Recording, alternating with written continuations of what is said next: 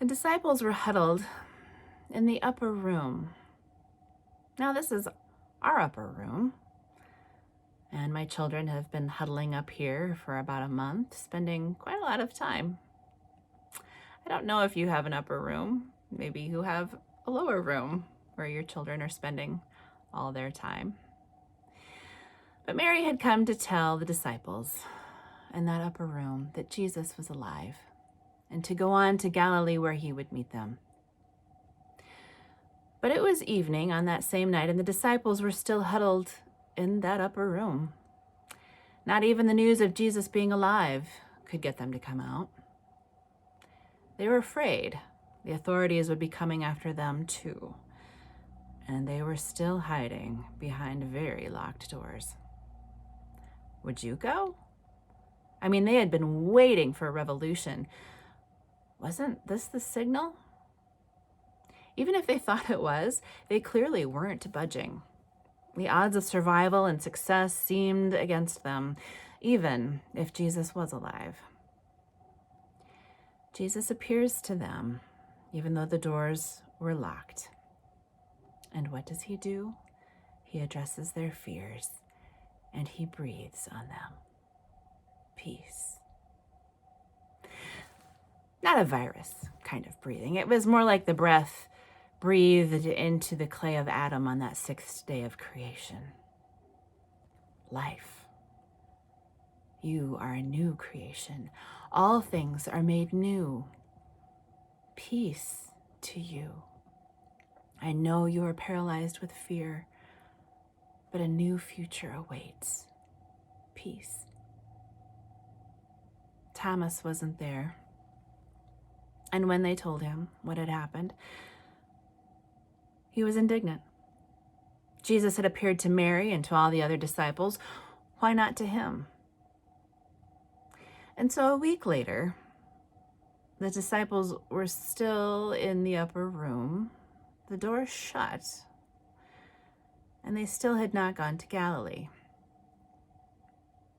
Maybe they were waiting for Jesus to start the revolution himself, that he would march up to Pilate and Caiaphas and take down the place. After all, he said he'd destroy the temple and rebuild it in 3 days. We're still huddled away from others too. We know what that feels like. We've seen the random odds against us. We see our loved ones' vulnerability to the virus. And so we stay away. We too know that Jesus has conquered death. Even so, it's still not wise enough just to march out in the open without caution, without a plan. And doors still closed, Jesus appears to the disciples again and again. The first thing he does is address their fear. Peace. He then turns to Thomas and invites him to see and to touch his once broken body.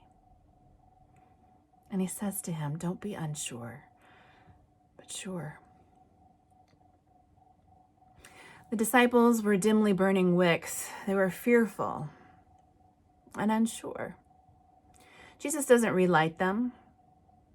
He doesn't burn them with a flame. He doesn't burn anyone with a flame, even though he very well could have. He just breathes on them. And he waits while their wick starts to come to life again. Like a good Boy Scout reviving a campfire, he doesn't throw big logs onto them yet. He waits. He breathes on them and he waits for them to come to life. We hoped we could be returning to normal life by now. The benchmarks for health keep getting moved back, and that's frustrating. We grieve with our students the loss of opportunities to celebrate and enjoy in the usual way: proms, sports, band concerts, choir concerts, and graduation. We are having to find new ways to work from home and homeschool our kids and care for aging parents. We don't know what the future holds.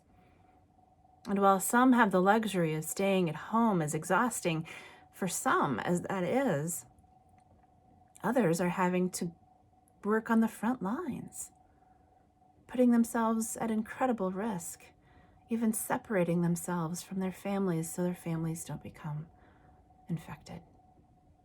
Some have lost loved ones, and some have not. And it can feel, at times, like a Thomas situation.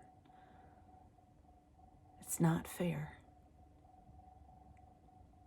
Yet Jesus is no less present with us than he was with Thomas, to all of us.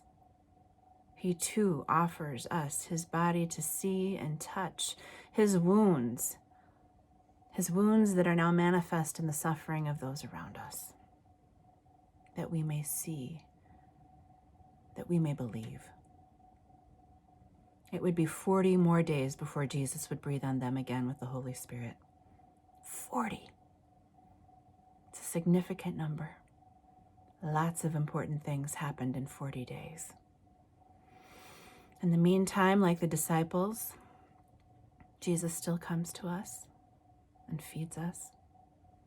We remember Jesus' words to us and we wait. We keep our eyes open to others, to reassure them when they despair and help them in time of need.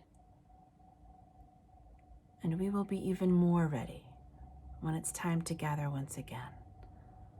We will be stronger and leaner, tougher, even as we are more compassionate. And we will be united with a new vision and new tools to create a new and better future together. Amen.